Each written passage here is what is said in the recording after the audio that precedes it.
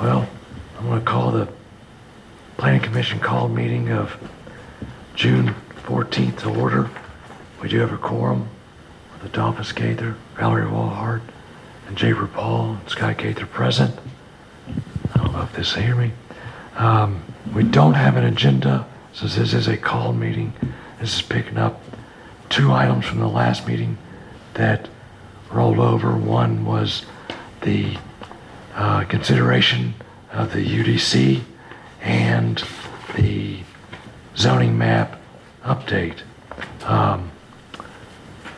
The UDC draft, before I kind of go into that, Ashley, I just want to let the Planning Commission members know that I did attend the City Council work session. At that work session, the City Council allowed myself and Tom Brown an opportunity to speak about the UDC draft based on our area of purview. The things that I brought up that were concerned to us from our last meeting on May 23rd that I heard was the concerns about impervious surface, concerns about architectural requirements or lack thereof, and concerns about the accessory dwelling unit. We did hear some concerns from members of the public, predominantly Charles Hawkins, about staff review and the staff authority to approve of a significant amount of items different than our current ordinance.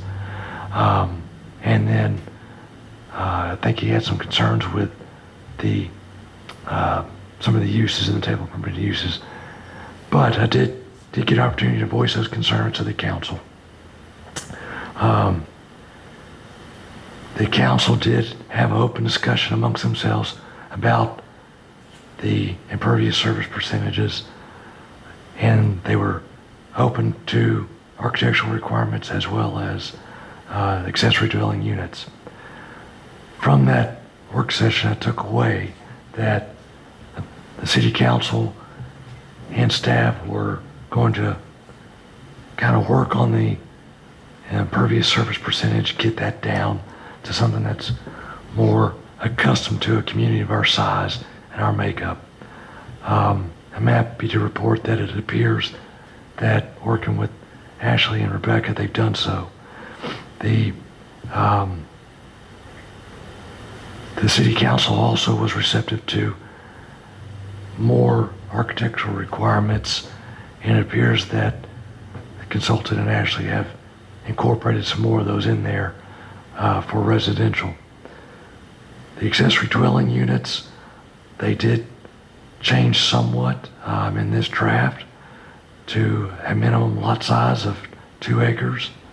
But at the work session, I walked away with understanding that we were going to remove the detached cottage from the accessory dwelling units as an option and only allow it as an attached accessory suite. Also, I was under the impression that we were going to discuss the difference between a 5-acre minimum and a 3-acre. And in the draft, I see that is a 2-acre. But those are some of the things that we discussed at our last meeting that I recall. Some of you may recall and had notes on other items. But those are ones that I recall. Other than that, Ashley, would you like to kind of go over briefly with this? I don't expect you to go over all the changes, just some of the things that were different from the May 23rd draft to the draft that you received late last night. Absolutely. Thank you. So the first, kind of in keeping with the same kind of order that we've been going in, I'll start with the downtown corridor overlay. There was an update to that in regards to the impervious surface ratio. 100% ISR standard was added to that section so that, 100% impervious surface ratio standard was added to that section and cross-referenced in the bulk standards because that is our downtown area. So if somebody were to rehabilitate that or want to do any work in that, we would have to, we think that that's an okay area for the 100% impervious surface. And then the next update, if you go to the section on modernizing the uses under other use adjustments and stuff, we updated the design requirements like Chairman Gaither said in section 3.1.2 to reorganize applicability as well as add in additional standards like a required brick water table. I believe it's 18 to 30 inches tall. Architectural articulation, limitations on the number of different paint colors and materials.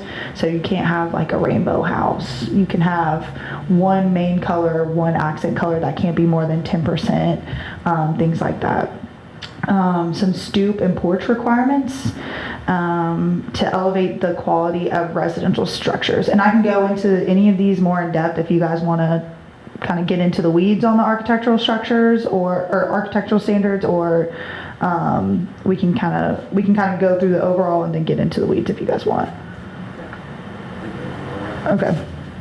The next update, starting on the top of the next page, is we relocated the short-term rentals from the principal use table to an accessory use table and added supplemental regulations, just stating that there has to be a 24-hour contact. It's a minimum of 2 people per bedroom. Yes, I believe so. And also you wouldn't be able to like just have a house, rent a house, or you wouldn't be able to have a house and rent out that whole house.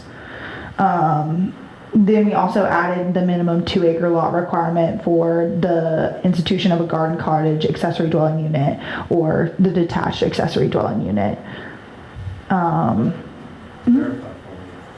Just what's the significance in like the not calling it a garden cottage versus like just give me a little more depth on that just so I understand why. Yeah, so you can call it a detached accessory dwelling unit, or you can call it a mother-in-law suite. Yeah.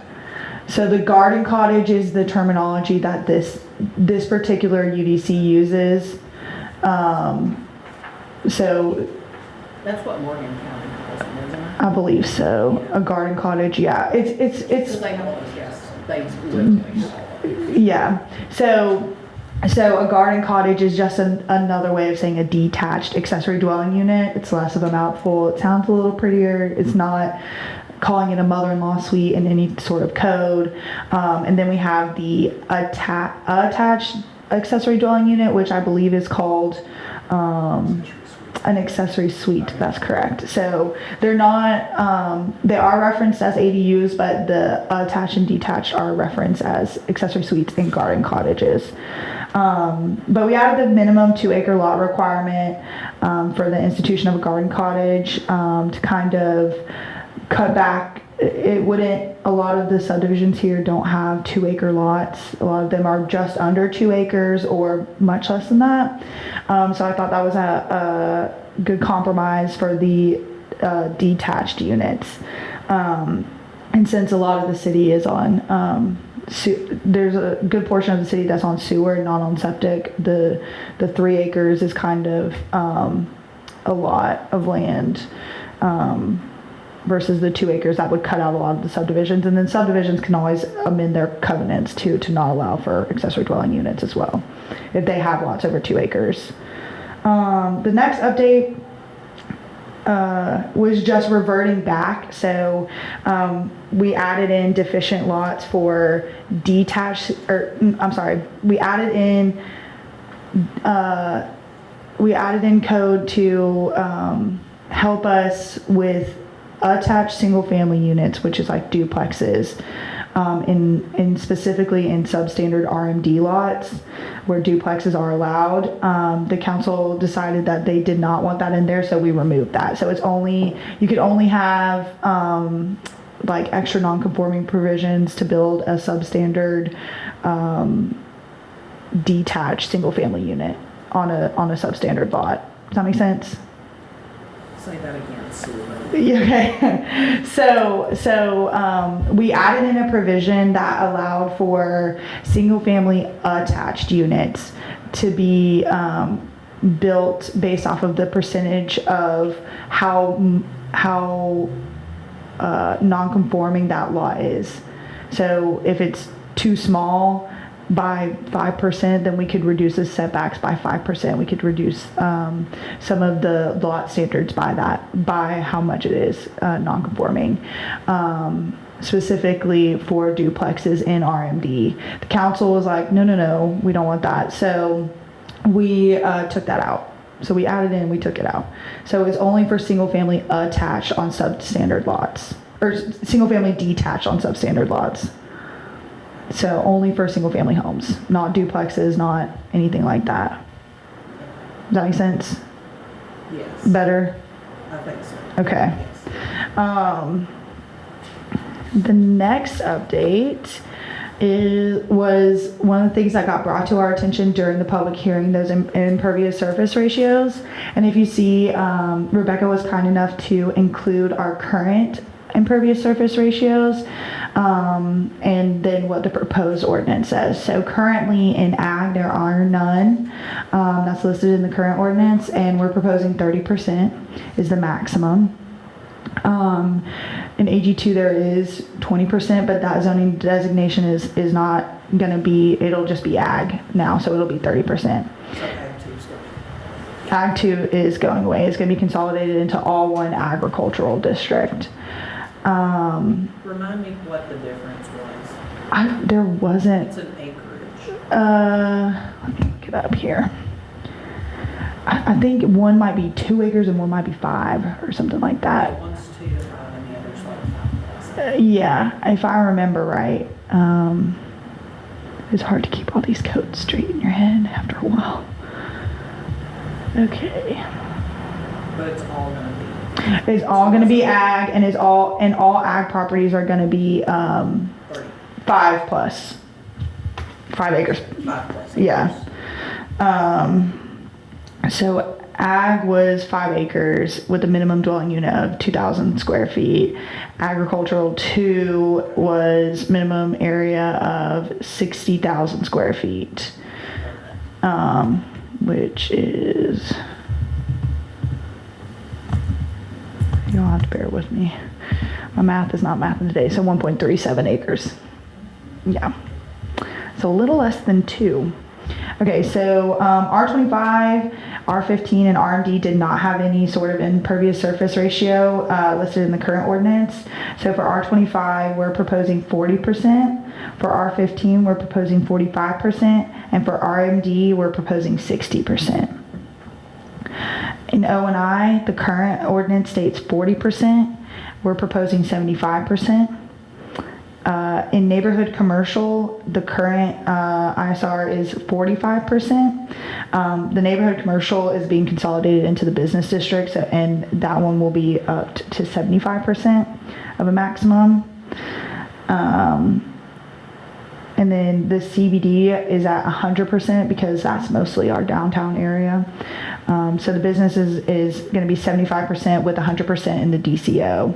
DCS downtown corridor. That is, it mirrors the National Historic District exactly at this point in time. And then I-1, which is going to become LI, which is your light industrial. Right now it's 35%. We're proposing 40%.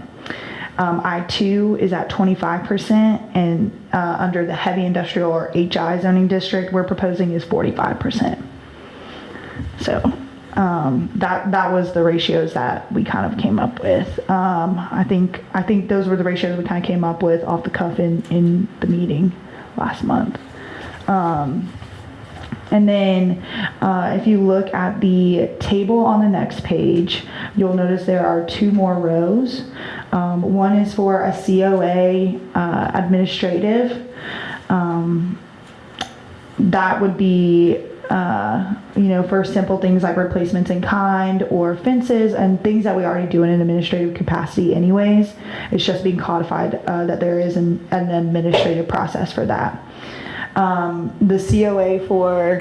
The COA for HPC, staff would act as a recommending body and HPC would be the decision maker. And that changes to reflect some of the state's comments that we got back from the Historic Preservation Division and DCA.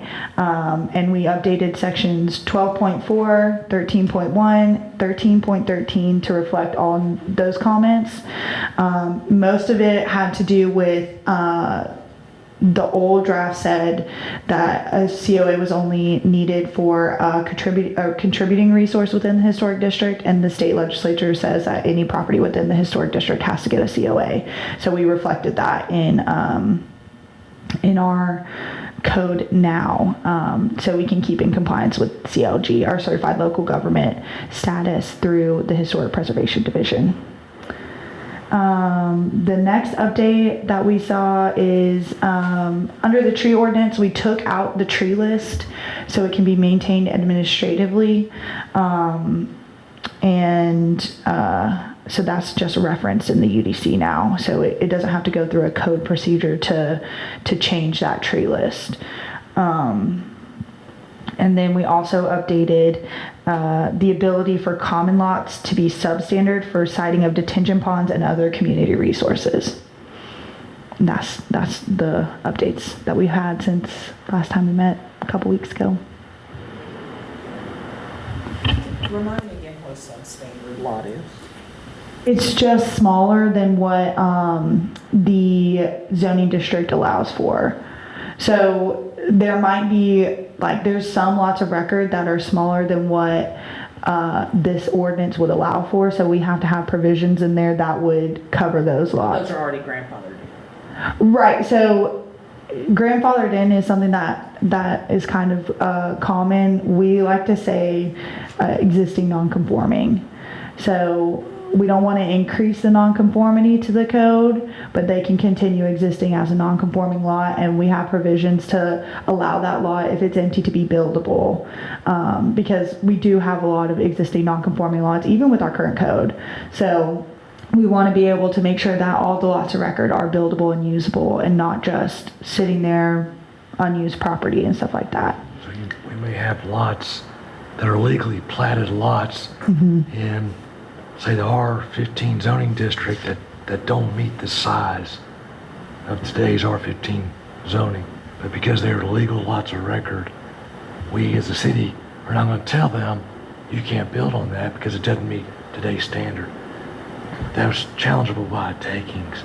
So you add this provision of the non-conforming lot can be built upon as intended. Because it's an existing. Right, but It's already there. any new lots have to meet the current standard. Yeah. So those non-conforming lots, say if Jay owned a non-conforming lot, and I said, hey man, let me buy a little piece of that, we wouldn't allow him to subdivide that and create an additional non-conformity.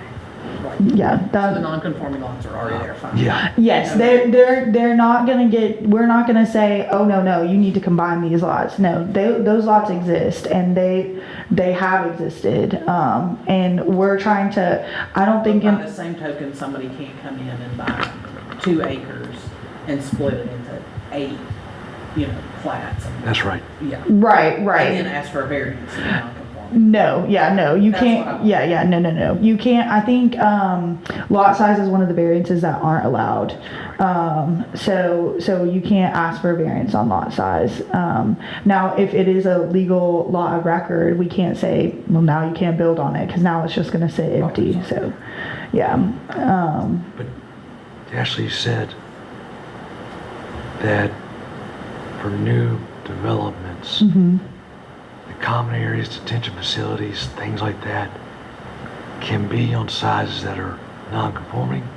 Our added ability for common lots, I can look up the exact language so we can be clear on that. Ideally, your detention facilities and common areas, while they may not be contiguous to one another, they'd be one parcel Yeah, So you wouldn't be creating a separate parcel for a detention pond, separate from maybe the entrance to a neighborhood or open, dedicated open space. yeah. Okay, so this is the exact language. Under section 9.3.1K, common lots, substandard lots may be created for the purposes of citing common amenities like pools, clubhouses, green spaces, detention ponds, etc., provided appropriate access easements are properly recorded to facilitate ongoing maintenance and operations of facilities. In no case shall a common amenity share a lot with an individual single-family residential lot. And I will say going back to the bulk standard, so if you're looking at a subdivision that's going to be R15, I believe the minimum lot size there is 15,000 square feet. So I doubt that anything's going to be substandard for a common facility on that. And I don't think a developer would want to develop it that way either. You know, they're not going to have a secondary, or they're not going to subdivide and create a lot of record that's a pocket park, a green space, whatever. It's going to be tied to the parcel that makes up the other common area. Right, the detention pond, the clubhouse, the what have you. So it may be more applicable in like a situation where you have like a business, It'd be an industrial park, but not, I mean, I don't see any common area in an R15 subdivision being less than 15,000 square feet. Even R25, but yes, you'll see, I think in those, what's the minimum lot size for industrial? Light industrial is 130,680, and heavy industrial is 5 acres. Okay, so So you're looking at I think it's 2.5 or 2 acres and then 5 acres. yeah, so Those are the only two zoning districts that I can really see it happening in. and even still, if it's a platted, if it's an industrial park and not an actual parcel that has one parcel, multiple buildings, like what our friend out there on the bypass will do. It's incorporated into development. Yeah, so, you know, I'm thinking Lock Ridge Industrial Park in Covington. It's an industrial area and you've got parcels split off, and within Lock Ridge, there's the open space and common area Right. that has detention that are individually maybe less than the minimum 5 acres, but overall, because they're one parcel, they are, and it's platted as open space, recorded as open space. A corporation owns That's it not- or, yeah, It's not going to be an issue. yeah. Okay. So that's all the updates I have for you guys.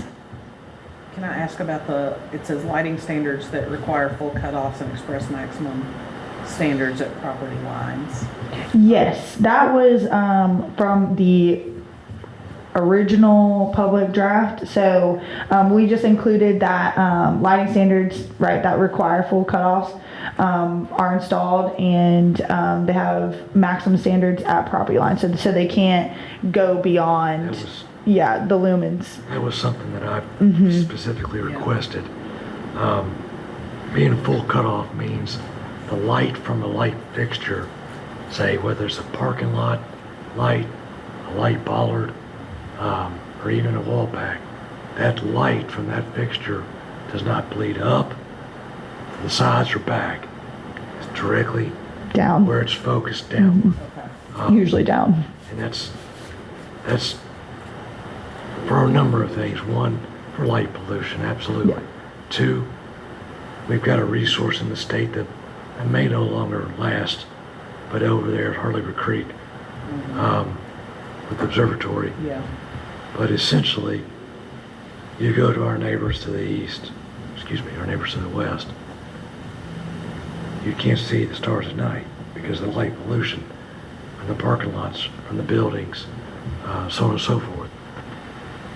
You know, some of the worst offenders are these large industrial buildings that are putting up wall packs every 120 feet to use as general site lighting. Well, they don't need them. The biggest issue I have in Social Circle is a high school. You go over there at night, every wall pack and every light in the parking lot's on. You know, that's the school board wasting our money, but nonetheless. So that was something that I asked for. Yeah.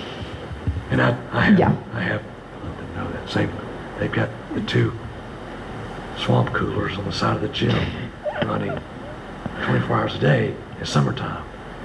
I get that there's wrestling practice that goes on from 5 to 6, but 2 o'clock in the afternoon, 7 days a week, why are those things running?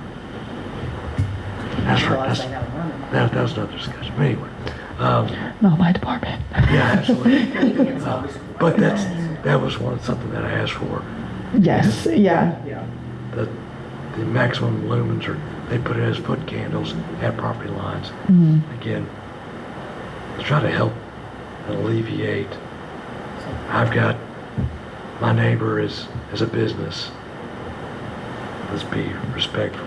If we're thinking about the rezone that just came through with that ag property, yeah, I mean that's a great example of where something like that will come in handy for that residential lot. So Yeah.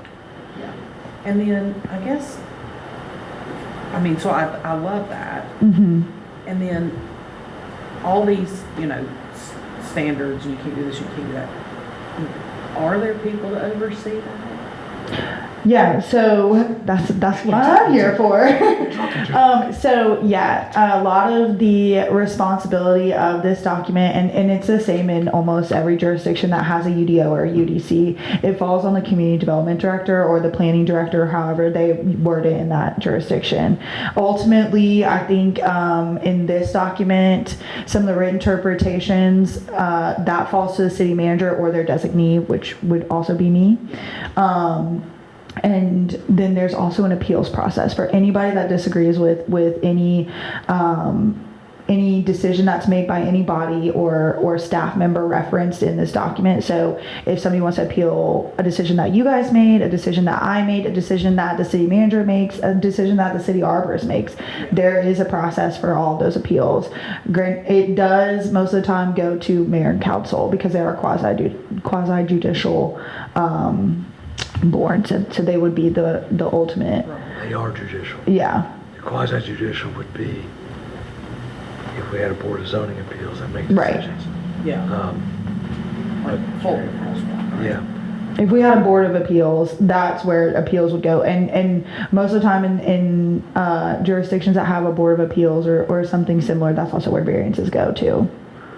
So if somebody feels like there's a developer that's like seriously overstepping their bounds and like just ignoring what, If they're not following the code, or if they think that someone in the city is interpreting it wrong or something like that, yeah, there is an appeals and then what- process. And then what happens? I mean, then what happens? What if they're really not, what if they're found to not be in compliance, and what happens? Then their permit gets revoked and they can't, I mean, then the appeal gets upheld. So, take for example, the developer that's not far from you, development. If that developer is not following the approved plan, then either the building inspector, whoever inspects the development, whether it's a building inspector, whether it's code enforcement, whether it's EPD. Public Works, if they're not following their approved plan, then A stop work order is issued, and then they have to come into compliance with their plan, or we will not, they can revoke the permit. we will revoke the permit. And if it's an erosion and sediment control issue, we're not an LIA, so that means we're not a local issuing authority. EPD issues the notice of intent for all properties out here. At one point, Walton County did it for us. That's not in our service delivery strategy anymore. So we just let the state handle it. So that's where we're at with that. We also don't have a development inspector on staff. I don't have my red card or anything like that. So we're not in the business of inspecting erosion and sediment control plans as of yet. So we might get into that territory. But yes, there is an appeals process for any decision that is made. How does, so if the council's the one that makes the decision that gets appealed, how does that get? I believe that goes through the court. So if someone wants to appeal a decision of the council, any aggrieved party, say for us, don't like the decision the council makes, then the process to appeal the council is to Superior Court through no longer certiorari. It's Oh man, now that you said it. yeah, it just recently changed. Yeah, well, it's conflicting, I think, and But it's no longer, I mean, if you want to It be, gets out of their hands. Yes. yes, It goes out of yeah, jurisdiction. yes. It goes to so higher power. if somebody wanted to appeal Ashley's decision, that chain of command goes to Eric. You appeal Eric's decision, it goes to City Council. To appeal City Council's decision, Superior Court of Walton County. I was just wondering, who's checking the checker, basically. Yeah, like, where does, just understanding where that's going. Yeah, there are those in place for any sort of decision that's made. Even if they wanted to appeal a COA that the HPC made a decision on, if they wanted to appeal a decision for that goes mayor and council. So we have those checks and balances in place, or at least, we try.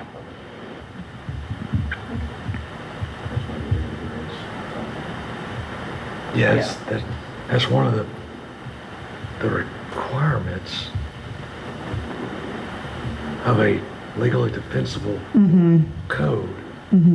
Is that you have an appeals process. Well, yeah, that's right. That's the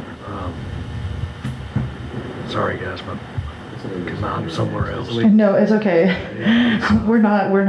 I do, This is my second late night in a row. I'm with you. yeah. I know where you're going. So, yeah. Yeah, so specifically, if you're talking about appealing the final action taken by mayor and council, that is referenced in section 13.11.6. So that is the section you can find that in. And that is state legislature.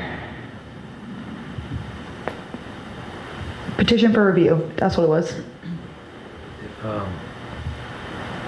there's no other discussions, or any, I should say, no other questions for Ashley, I'll say that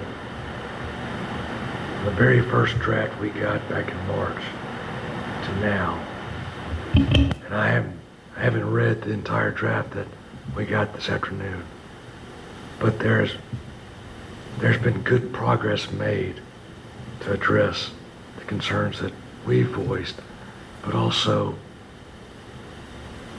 changes that I think that staff has seen that need to be tailored towards our community. Like I said last month, like I told the council at their work session, we may not agree with everything that's in this document, and I hope we don't, because with disagreements come discussions, with discussions comes compromise. And that, the city council is taking this to their next meeting, I believe, for consideration. And they would like a positive recommendation from this board. I told them at the work session, the planning commission is going to vote how the planning commission wants to vote. You've proven that you're willing to go against our recommendations in the past. And that's true. That's what they're elected to do, is make decisions they feel is best for the city. Now, they've got a fiscal responsibility to get this passed. They've got moratoriums that are in place that they've extended. I can tell you there's things in here that I don't like from a professional standpoint and a personal standpoint. One of which is the accessory dwelling units. I'm not going to beat a dead horse. I've said what I had to say about those. Sitting in front of the council, and it wasn't a full board. Tyson wasn't here, Nathan wasn't here. But the mayor was receptive to only having accessory dwelling units as attached units and not detached. Steve was not. And I think it's no secret that Steve's opinion and influence has a lot of weight with the council. So no matter what we do tonight, I anticipate the council will adopt the UDO, or UDC, excuse me, as drafted from June 13th. But I know, there's been a lot of changes made. I think having the UDC is a long time coming. From a staff standpoint, we have a development director now. We didn't have one previously, ever. The city managers acted as the development director. So we're growing, and we're going to have growing pains. From Ashley's standpoint, I haven't talked to Ashley about this, but understanding where she's at, trying to work out of two different codes is very difficult. Been there and done that. For her to be able to focus fully on one code, and for her to, when she gets a staff to build, to focus on one code, that's important. So what would it look like as far as our handling of these kind of things? Say this gets passed and this is approved by council regardless of what happens today. Because I agree there are some things in here that, that we talked about that again, that having multiple structures on one place where people can live and all that kind of stuff, that the accessory structures, that is a concern, as far as that goes. I like the fact that it's at least a higher level threshold of the acreage, but still. Anyway, what happens if this gets passed and it goes into, it's considered code for us? What is the revision process? What does that look like as far as being able to come back later and say, you know what, we want to readdress this because we accepted what we have, because again, you come from one spot that you've gone from A to B, or to F now, which it is. Draft number 6. And we've had a lot of changes that are positive, like you've mentioned. Obviously, we're not going to get to where we think it's a perfect thing, it's in a utopia. So, it's what are the revision options that we have to make changes down the road? So I did look at that in the ordinance. Because I was And gonna ask that question if Jay didn't. okay, well, and Ashley, you can probably go right to it. But what I saw is that to initiate a text amendment, that has to come from city manager, the director, or city council. Just like now, we don't have the authority as the planning commission, as a recommending body, to initiate text amendments. We can, in the past, we've discussed them with Barbara and Adele, and then about making changes, and then they would draft it up and bring it through the public hearing process. I don't think in our current ordinance there is a specified standard as to how text amendments are made. I think it's only initiated by council. Mm-hmm. I could be wrong. I don't think that, yeah, because there isn't a clear-cut process for a text amendment in the current ordinance, and that was, a big part of this whole project was making those processes clear. So yes, Scott is correct. The initiation of a text amendment comes from mayor and city council, community development director, or the city manager. So in that vein of thought then, if, say one of us, or this commission, or this board decides, hey, we collectively think that there should be something that's changed here. Mm-hmm. What are I guess my concern would be is, we say what we say, we voice our opinions, Mhm. Decisions made that, hey, this should be addressed as something to be amended, that it goes through the channels through you, whoever, you're that position or whatever. Right. And goes, well, they're just out of line, doesn't go anywhere, because then it kind of takes away the whole point of why bother saying anything at all, if you just kind of, you being general terms, Right. just don't pay attention to it, because we don't know what we're talking about. No, I get stuck in a spot. Right. You can't make changes. No, I agree wholeheartedly, and text amendments are often long discussions. When you start talking about, do we want to amend it? There's been a lot of variances on this specific part of the code. Maybe we should take a look at it. But if you guys as a body wanted to recommend a text amendment, that could go through me to mayor and council, and the mayor and council could then decide if they wanted to move forward with the text amendment. So if we go on record and saying as such, Mm-hmm. then that process would have to continue forward because we put it on record, right? Not necessarily. That's what I'm wondering is like, what's the limitations on that? Right. So, Not to be too. right. But Where we go with it. it wouldn't have to move forward. However, and and this might just be me and my kind of ethics. If you guys brought it up in a meeting, I'm going to bring it up to the powers that be as well, so that we could open that discussion up. And then I would give my professional opinion on it as well, and we would go from there. Jay, I think that the steps that would take, if I'm understanding this correctly,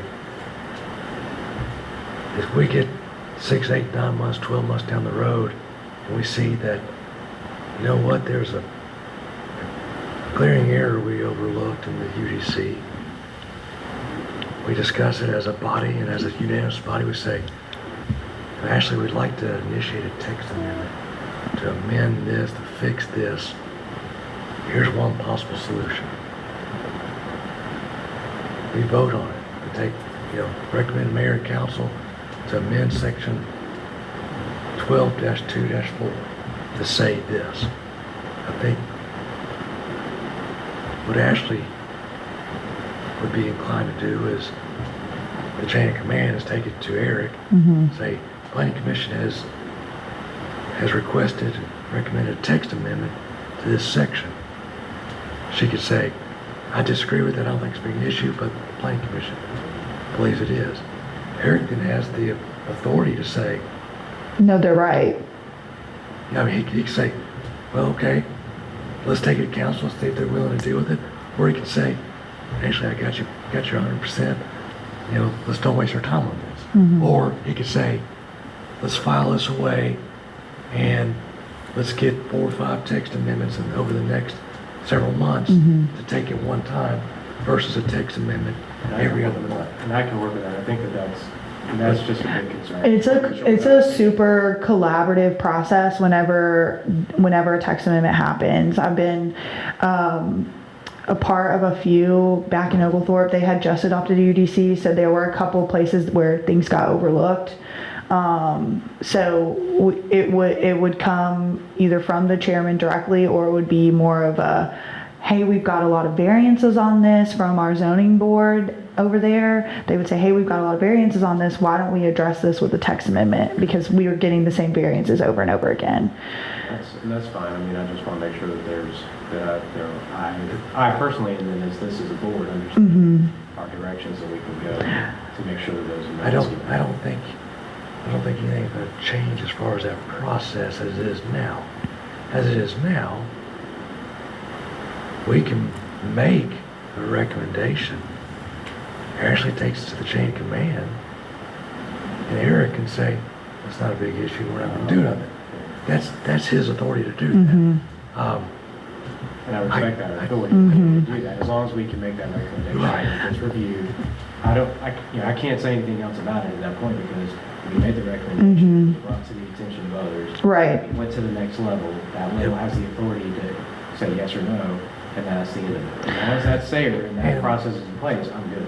And if we see that it is becoming a constant issue, then the great thing about us is we're taxpaying citizens. We go bid in the ear of our city councilman. You know, hey, we've got this issue. We see this as an issue. And we as the body would like to see a text amendment. You know, and I bet if you were to get the individual council member one-on-one and explain it,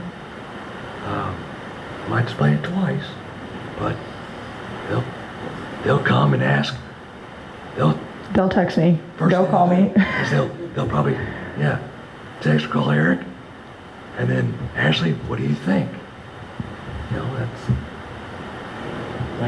what elected officials do. Right. A lot of, at least in my experience, text amendments have mainly been driven by variances, and then also citizen talk has driven text amendments before. People coming to their elected officials and saying, you know, I don't agree with this, or this is kind of overstepping, or, you know, what have you, whatever their grievance is. And then it starts that conversation. And that's really all that has to happen, is that conversation just needs to start. So, what, you remember the variance we got for the lady who wanted to park the boat in her front yard at Winston? Yes, exactly. Yeah, well, that is, This is Groundhog Day. that is what Yes, it is. precipitated the text amendment before the UDC got drafted or started working. That is what precipitated the amendment for accessory structures and trailers, recreational vehicle parking, all that stuff that Ken Zadell, is he still over code enforcement? Yes,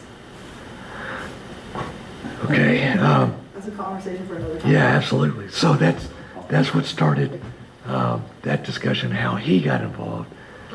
And I don't know if y'all remember his wonderful illustrations, but he was quite proud of them. Again, another day. But that is how that's how I track that what you're saying. on that's that. how that text amendment got started. And sometimes what happens, especially in an older code, like the current code that we have, sometimes you get a permit in and you look at it and you say, oh, they can't do this under this code. And then you say, all right, maybe we need to look at this and make a text amendment. So that kind of is another way to do a text amendment as well. Oh, they can do that. You close that loophole. Yeah, either, oh, they can't do that, or, oh, they can do that. Or a lot of times if you're conditioning rezones a lot the same way, a text amendment can be triggered that way too, because like for example, in Barrow County, they condition almost all of their residential rezones or townhome rezones exactly the same way, copy and paste from staff reports. So at that point, that could trigger a text amendment to say, we've been conditioning all of these to have these architectural standards, so why don't we codify this type of stuff? Architectural requirements. You know, we went over those with the 4 single-family developments that came through us in the last 18 months. And so, you know, that's why I pushed heavily for those minimum standards as our base requirements. But anyway, So that we don't have to add A through H of these things all the time, every Yeah, single time, just yeah. like you're explaining with the townhome. no one, if you've got to put 7 10, conditions yeah. on every, if you have to put 7 conditions, On every single rezone, that gets hard on on a staff side, because you have to make sure you're meeting all those conditions, even if one is off by just a little bit, or it could just be in the code type of deal. So that's just, Well, and the thing is obviously, like, you know, you do this every day, you do this every day as far as, Unfortunately. you know, doing what y'all do, you know, so there's things that y'all, like you catch that some of us don't. And so I know there's probably things in here that if I spent more time reading it, you know, every draft that came out, I would probably finally be half understanding some of it.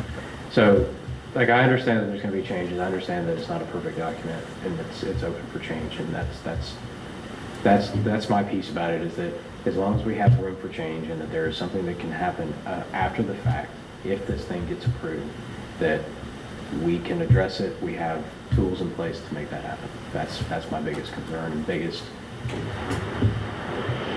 voice of opinion. absolutely, this, Yes, there are things I disagree with, what we have talked about, something that I'm like, okay, that's fine. But, you know, generally speaking, I know that it's important, I know we need it, and I'm tired of talking about it personally. you and me both. Is that on the record? That's all that is. The good thing about a UDC and these types of codes, it's a living document, so it is always there's always room for change. Yeah, there's gonna be unintended consequences that we won't see out of this. But, yeah, design professionals, developers, as they get to know the new ordinance, they'll find the areas that we think, dang, that's not really what we want to see. That's gonna happen. And that's going to happen no matter. It's part of those growing pains that you're talking about. If there's no other discussion on this, the chair will entertain a motion for consideration of the proposed Unified Development Code as drafted June 13th, 2023. I will make a motion that we recommend approval of the Unified Development Code as drafted as of June the 13th, 2023. There's a motion on the floor. Is there a second? Second. There's a second by Mr. Gaither. All those in favor signify by raising your hand. That motion carries unanimously. So the next item is consideration of the adoption of the zoning map. So if y'all remember, this too was tabled. Valerie made the motion to table this as well at our May 23rd meeting, because with the UDC, we've eliminated a couple zoning districts. So we have to adopt a new zoning map to reflect the UDC. All it is changing the colors on the map. We're not rezoning properties unlawfully. It's just taking a new map to reflect the current zoning districts in the UDC. And it was to more or less unify with what's kind of already been out there, correct? Right, so Color schemes and all those kinds of. right, so that was back in February that we did that to make it more cohesive with what's kind of the set standard for zoning maps and zoning legends and stuff. This map will consolidate the ag and ag 2 zoning districts. It will consolidate neighborhood commercial, CBD, and I think general commercial all under the business. And then, so those are really the only two changes. You'll just see one shade of green instead of 2, and you'll see one shade of red instead of 3, because most of the uses in those zoning districts were all the same under the current ordinance. And, you know, it's better to just have a rezone to 1 instead of, well, you could do neighborhood commercial, general commercial, or central business district. Take your pick. Well, we tabled it because It goes with the UDC. It goes with the UDC. Yeah. I'm just making sure. I You understand can't why- approve one without the Just other. making sure we didn't, wasn't something I missed on that. 'Cause Yeah. I'm pretty sure I was in that meeting. but as far as any conditions of zoning, stay with the property. So anything that happened in 1982 that had conditions, anything that happened last month that had conditions, those conditions run with the property, even though the color of the map may change. So, So the conditions don't expire. That's correct. Correct, they run with the property. So just a side note there, on the interactive version of the map, I will have where you can click on any property and you can see the action notice for that property. So for whatever conditions get placed on it from when I've been here, so the 2 reasons that I've had, they'll get an action notice and a case and everything like that. So you can pull that up as soon as you click on the property. It doesn't have to, you don't have to like go search a plat or go back to the minutes or anything like that. One of those round 2 projects is going back through all the minute books and attaching. I need an intern. You know, you'll need a GIS specialist. Okay. If there's no questions or discussions, Chair will entertain a motion for consideration of updating the zoning map to reflect the UDC. I'll make a motion to update the zoning map to reflect the UDC as it presented June 13th. Correct. Yeah, that's good enough. Is there a second? Mr. Gaither seconds. No other discussion? All those in favor, please signify by raising your hand. Motion passes unanimous. Thank you so much, ladies and gentlemen. Since this is a call meeting, there is no new business to consider, no unfinished business to consider. This meeting stands adjourned.